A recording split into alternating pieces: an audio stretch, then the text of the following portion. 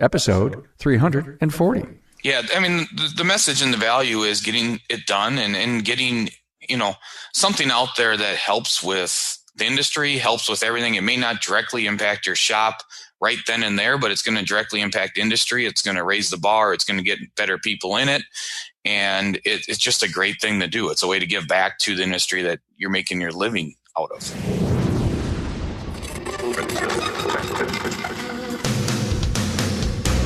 Welcome, aftermarketers, to Remarkable Results Radio. Listen to learn just one thing from today's episode on your journey to remarkable results.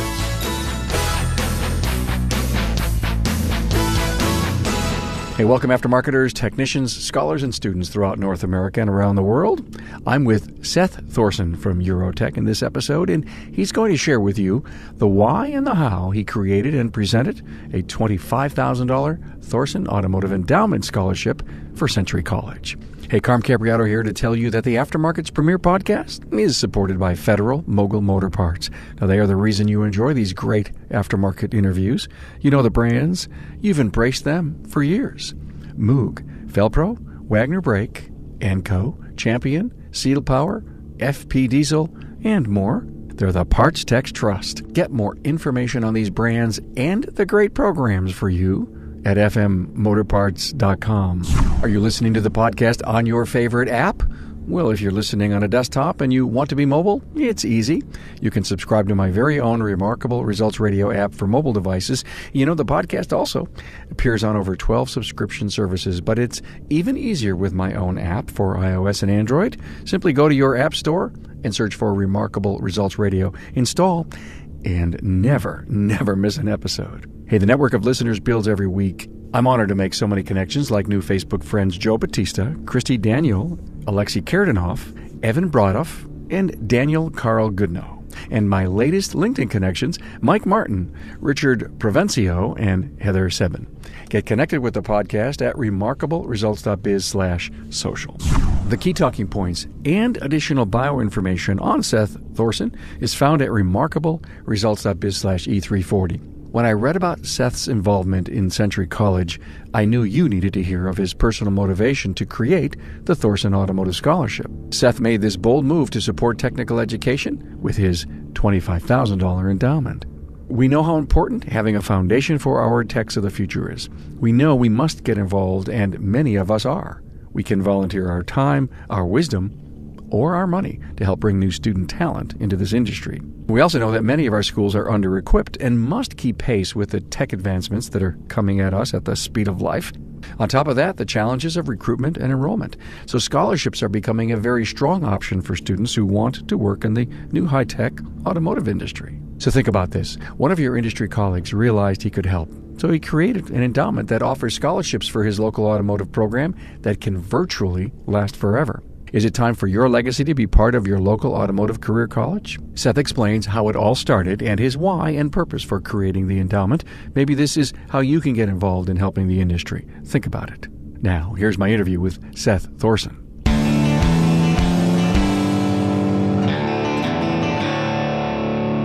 Hey, warm welcome to Seth Thorson from Eurotech Auto Repair and Green Garage. Thank you. Nice to be on again. I'm glad you're coming back. Thank you so much. November 2016, episode 169. I'm sure you all want to go back and check out Seth and I's original interview, but there's a reason that he is back. We're going to talk about endowment scholarships and education at the community college level. But first, what's been going on? You still doing a lot of training for the Beamer group? Still doing a lot of training, do a lot of training for Beamer Group, do a lot of training for my own stuff. I just got back from San Francisco, headed to Atlanta next weekend. So I got about 16 events on the calendar this year. You're a busy guy. How do you actually do all this training and run two shops? Good systems and policies. Cecil helps with some of that stuff. I just had a new service writer we hired out for training for a week at the Institute. So we sent somebody out there for a week, and I keep my staff trained and follow up on them and let them do what they're good at. Okay, everyone, you just heard the magic potion. Lifelong learning. Lifelong learning, yes. Let's talk about that, Seth. I see this incredible endowment of $25,000 for a scholarship in the name of the company. And I just perked right up and I said, my God, we've got to get in here and talk about this and figure out how more and more independent shops can do this and provide educational scholarships at the community college level. What prompted you to do this, Seth? I'm on the advisory committee at the meeting, and I'm a big proponent of hiring young techs and training. So I have a great mentorship program. We hire a lot of techs. We have one young one now. Came to find out there's not a lot of scholarships available for them to be able to go on to from high school into college. And the particular college had no scholarships available for somebody specifically for automotive. So interesting. I sit on my advisory panel at our local community college, Seth, and I've only been on it now for, maybe 6 months, and I'm learning so much. And I do want to kind of talk to you about some of those things that I'm learning and ask you some questions. There's not that many scholarships. No, and the teachers aren't aware of it half the time. It's because that's all done at admissions level is when I came to understand how this all plays out. Give me a little background. You said, hey, where are the scholarships? You found out that they're at a different level, and you just decided, wait a minute, I'm going to write a check. Yeah, a little bit. They have an outreach department that comes and talks about endowments and things like that, and we got connected with that because every year for birthday presents and Christmas presents and things like that, me and my parents always trade donations in each other's names. So my parents knew I was big on helping the automotive aftermarket and field like that, and they always sent the college donations in my name. So my name has showed up on the registry. They reached out to me with, hey, did you know we offer all these things? And I said, no, I didn't. And then I talked to the advisory committee, and they didn't realize there wasn't scholarships. They had no idea. Oh, my. Oh, that is just so ironic how that happened. Yep. It's kind of a weird coincidence. But yeah, it all comes from the fact that, at a certain point in our lives that, there's more you can give back and more you can do. And that's how my family interacts with birthdays and Christmases and things like that, is we do donations in each other's names. So let's take this coincidence and see if we can kick it up a notch and get some other independents to recognize the fact that, I guess, if we're going to push this industry forward, quote unquote, the technician shortage. And we know it starts at middle school, and we know that it starts with getting some students involved in the post-secondary programs. Correct. And at your school, what's the grad rate between they start in, their freshman year and in their senior year? 2 years later, they're still there to graduate. What's that percent?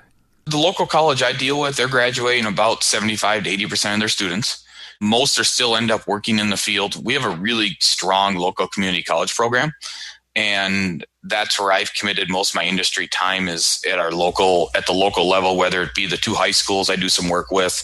I got one high school, a donation of a scan tool that they were missing. So, I reached out and somebody graciously helped me get a scan tool for them. There's just lots of needs at the high school and college level. And that's where we get techs from. You're absolutely right. That's where the big need is, because when I discovered the little money that came in from the school for the college here in Buffalo, Erie Community College, there isn't a whole lot of money that goes toward equipment funds. Correct. They need it. And if we can't get students that are interested to even get there, they need the money, but we need to get students interested in going there. High quality students. I get it, and I almost look that there's 2 things here. There's a way to get some kind of equipment fund going from industry, yet we still need to get butts in the seats, right? Correct, yes. So the scholarship, the Endowment Scholarship from your company, it's called exactly, what did you call it? What's the name of it? We called it the Thorson Automotive Scholarship, just as our family thing, but it's sponsored by Eurotech. Unbelievable. And what a great thing. Are you the first, say, independent in the entire region that's done something like this? I'm the only one at this current school. AASP is our local organization. Mm-hmm. They have some scholarships available to go to any of the tech schools. I just did one specifically with the tech school I work with. Only at this school, Century College? Correct. Yep. And do you sense that this may be a movement in your local region where some other people may step up? It is. I talked to a dealer principal called Berkeley Automotive Group, and they got a big dealership of 10, 12 dealers in the area. And after they saw that, they came up to me and talked to me, and they're interested in doing automotive scholarship at the same school. So then all of a sudden there may be $2,000, $3,000, $4,000 available if more people step up and create scholarships. Okay, you just mentioned 2,000, 3,000, 4,000. Is that what yearly scholarship's going to be worth? So what the endowment is once you create an endowment, it's based on the principal that's in there. The interest is what's available to pay out to the potential student. So a $25,000 initial contribution leads to $1,000 to $1,200 a year in scholarships for potentially the rest of my life, the rest of anybody's life. Got it. At some point, the principal may need to be funded by me again or kids at some point if the principal drops below a certain level. But the great thing with endowment is it lasts forever. What you're saying is that there's the principal of $25,000 sitting there. There's you're saying if interest rates don't do the right thing and you can't give so much, you may have to bump the principal. Is that what you're saying? Correct. There may be a shortfall, and then they would come ask to get the shortfall back up. Got it.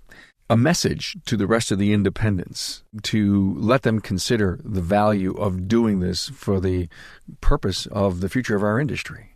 Yeah, I mean, the message and the value is getting it done and getting, something out there that helps with the industry, helps with everything. It may not directly impact your shop right then and there, but it's going to directly impact industry. It's going to raise the bar. It's going to get better people in it.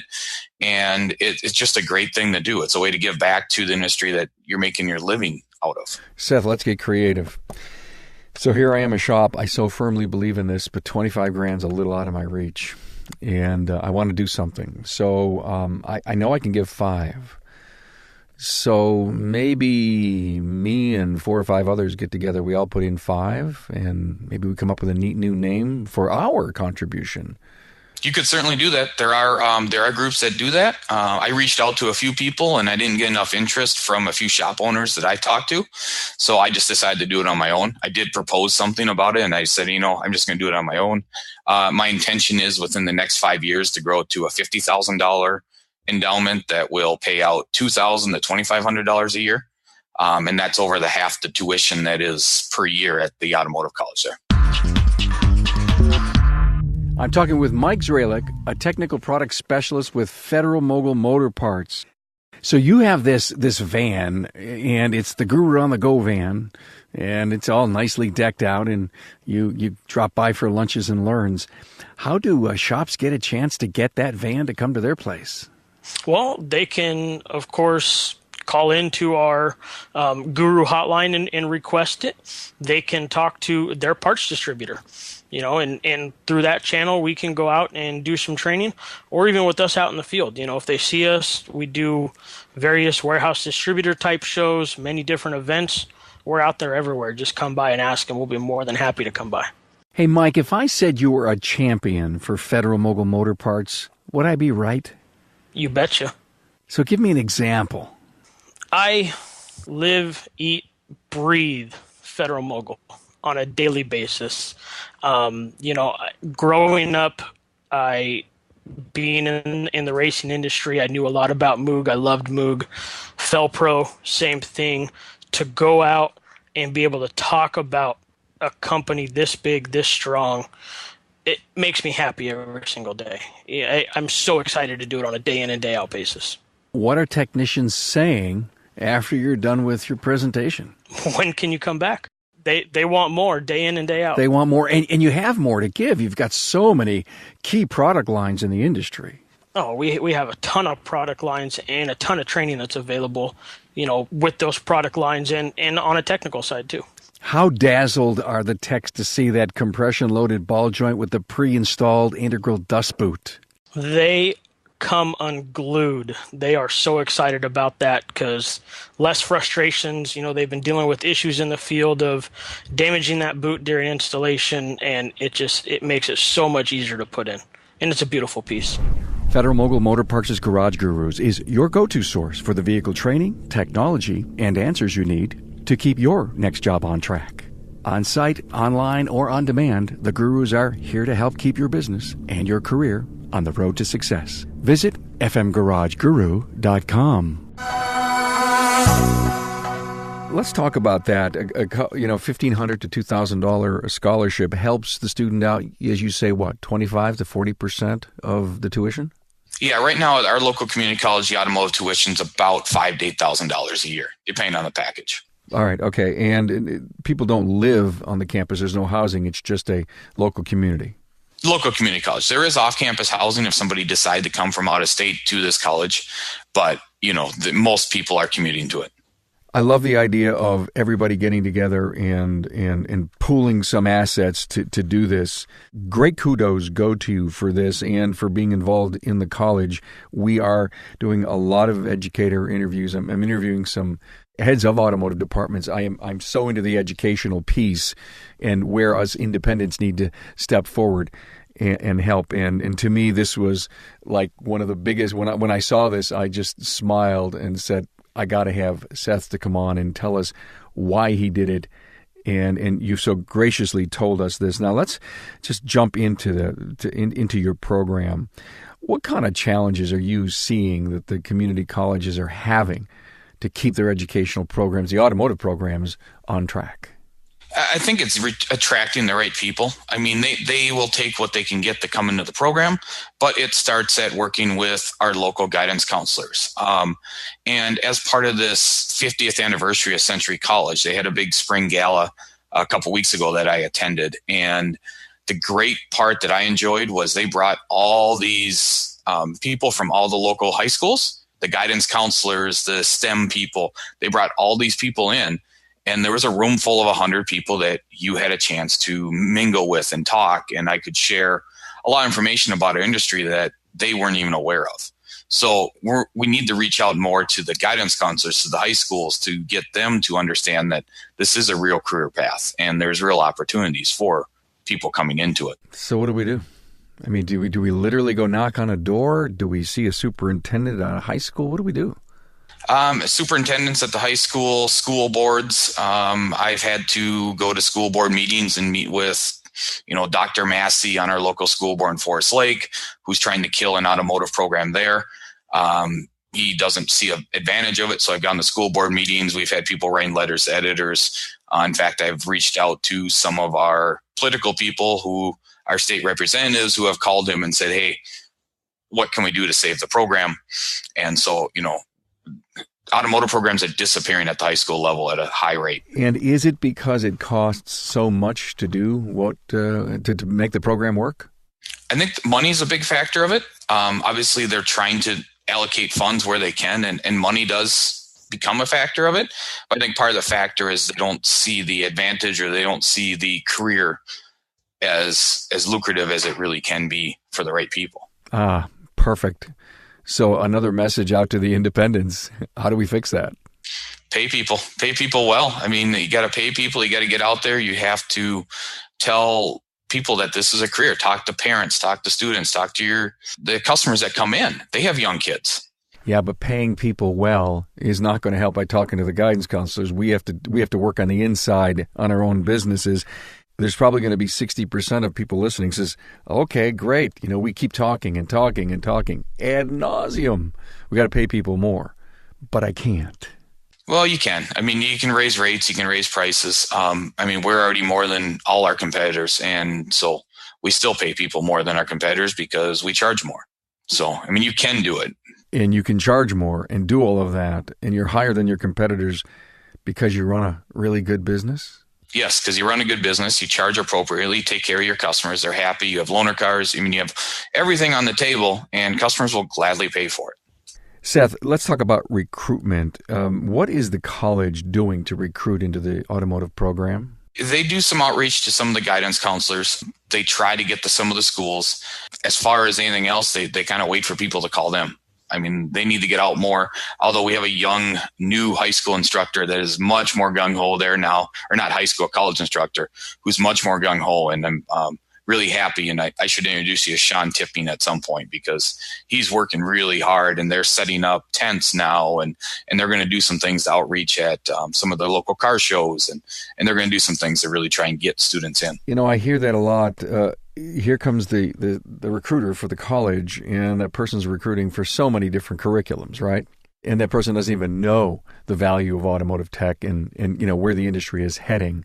Yep. And it's almost like you or me or all the other people listening to this need to go out on our very own and have an opportunity maybe to represent the college, but probably you can't represent the college as much as you just need to represent the industry.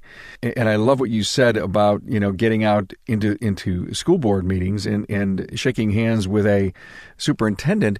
When you look at the superintendent, shake his hand and explain to him that, today you may not be able to get your car for 2 or 3 days if we don't have enough technicians, and this is a computer on 4 wheels. Do they ever get what you're trying to tell them? Depends on the superintendent. We have some stubborn ones that sometimes don't. We have some that do. We've been lucky to have 1 or 2 that want to stop by the shop once in a while, and then we can give them a tour and show them all the high-tech stuff. When we get a picoscope out and we're scoping modules and sensors and we got lines of data coming across the screen, then their heads kind of turn on a swivel and they go, oh boy. When you say it's nice that you do that, I mean, give me the circumstance on how you got educators to be in your shop to see a picoscope. What did you do? I went and knocked on doors and wouldn't take no for an answer and kept going to meetings, kept talking to people, emails. I mean, it's a constant barrage of information until they listen. It would be incredible to be able to see the Thorson scholarship. My company is providing scholarships and that was part of it. And then that part of it allowed me to get into some doors that were not opening before, is saying, hey, we have a scholarship available. And that did open some doors that I couldn't get into before. And that was another reason to do it. It does open some doors, and it does allow you to go and post on social media. It does allow you to use your company Facebook page and say, look, hey, anybody coming out of college, if you want to think about a career in automotive, we have this scholarship available through our company. And there's some things that you can do to publicize some things and push some things, and you can get people to listen. Is the criteria for the awarding the scholarship coming from you or coming from the college? The great part is when you set up your own scholarship and your own endowment, it's on your terms. So I can set the terms of the scholarship, which is something we're still working on. Got it. But I can set who can apply, what kind of grade point average they have to have coming out of school. I can make sure that the award of that scholarship is going to somebody that deserves it. And it's only going to be for Century College?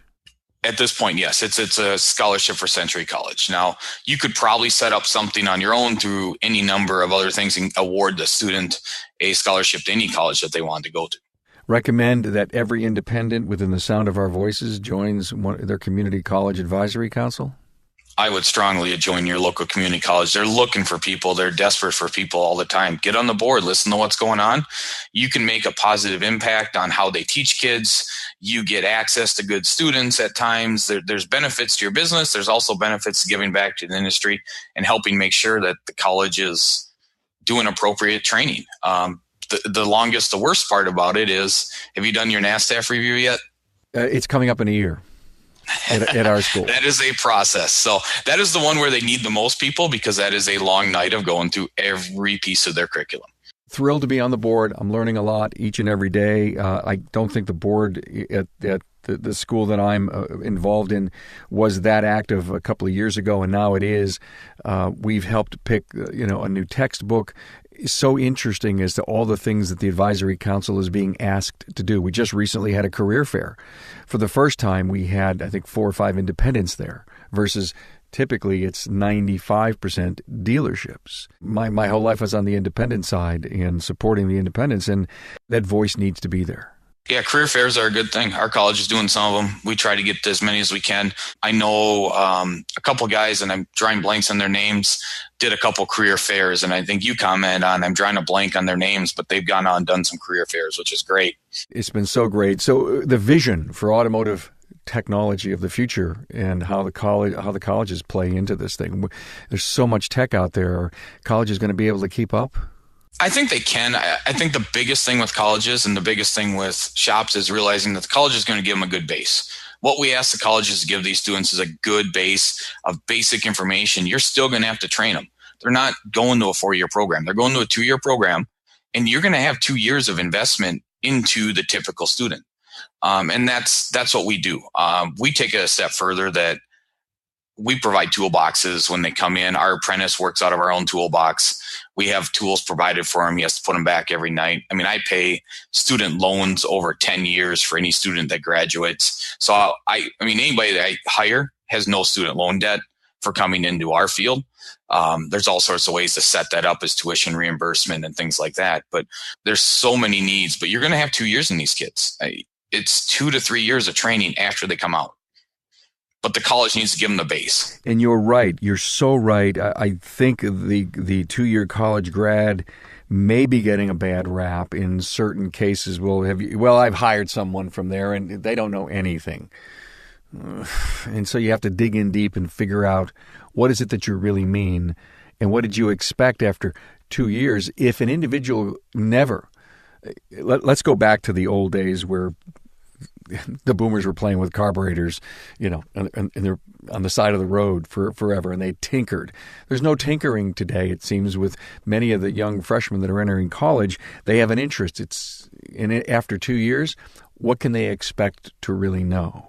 Right. They're going to have a good base, and that's what we want. But to know everything about a car, how to run a diagnostics, how to do in-depth testing, they're not going to know. It's something we have to train them on. And even how to simply do a brake job. They get to do them in school. But how do we do them? How do we clean pad calipers? How do we every step of that job? You have to write procedures and manuals for your technicians. How do we do it? And they don't come out of school ready to do all that. They do take more training. People aren't working on cars anymore as much. I mean, no parent is probably going to let their kid touch the average $30,000 to $50,000 to $80,000 car that they're now driving. They don't get to go play with their parents' cars anymore. So true. You just absolutely said a mouthful. It's the responsibility of the 2-year educated community college tech to go deep with them. It's your responsibility to take them to the level you want. Yeah, if they can come out of school knowing how to hook the scan tool into the car, knowing how to basically hook up a scope and set the basic settings, we can teach them the in-depth parameters. We can teach them all of that other stuff. That's what needs to be taught. But they should have an idea of what a brake system is, how to do it, how to physically get their hands dirty and work on some of the stuff. But they're not going to be experts coming in. You're not going to just take the kid and throw them in the back and say, okay, now you produce me 30 to 40 hours of labor a week. At 2 years, my guideline is I'm going to get a guy that's going to produce 30 to 35 hours of good, consistent work. But that's going to take 2 years to get there. We have a 2-year apprenticeship program scale, and we scale them every 6 months with reviews and guidelines, and they get raises every 6 months all the way up to the 2 years until they graduate out of our 2-year program. In your apprentice program at the shop, have you signed a mentor? We do assign mentors. They shift around some. We assign mentors, but we do a lot by assigning what work they're given. And our shop foreman knows what work they're given, and so he can oversee some of that. You got to let the guys try a little bit on some stuff. If a car's not promised right away, I mean, I may have a 1-year apprentice pulling apart a whole dashboard, but it's a job we've done a bunch, so we can oversee what's going on. But, you got to give them something to challenge themselves, right? The other problem with the kids is you can't take them on a 2-year program and make them change oil and brakes only, and they will. That's not fun. And I get that you have to teach them how to do basic things to learn, but they need to be challenged and do something fun. And it may be you're taking apart a dash or you're pulling a cylinder head off this car, and we're going to supervise it, but you got to let them try something fun. Got it. No, I hear that over and over again. You got to give them challenging work. And sometimes the mentors, depending on their pay program, don't want to give all that they need and should give. So you've got to have the right pay program going on inside the company so that the mentors will give all that they can. Pay program is one part of it. Culture is another part of it, in my opinion. My shop foreman was trained by me from the minute he graduated college. I have 2 or 3 other employees that have been trained in the same way. So I do have a great culture of people that are willing to drop everything and help them because they were all trained in the same way. So part of it is the culture you create. If Seth Thorson can do it, so can you. Yeah, I would agree with that. I think, anybody can do it. Colleges will take any gift you want to give them or get 3 or 4 shops together. There should be more enough money going around that there should be no reason that we're not providing more scholarships for kids. Seth Thorson, Eurotech and Green Garage. talking to us about the new Thorson Automotive Endowed Scholarship Fund out at Century College, and a challenge for everyone to get involved with their community college and set up some scholarships. Congrats to you. Thanks for being a trailblazer. Thanks for coming on the show. No problem. Glad to be here. Thank you. Thanks, Seth Thorson, for the wonderful opportunity you've given to Century College, and hopefully more auto shops in the aftermarket will follow your lead. Find the key talking points, previous episodes, and additional bio information on Seth Thorson at remarkableresults.biz/E340. Tell a friend about the Aftermarket's premier podcast and share the incredible content library for all aftermarket professionals. Hey, don't forget to reach out, carm@remarkableresults.biz, and we'll talk soon. Thanks for being on board to listen and learn from the premier automotive aftermarket podcast. Until next time.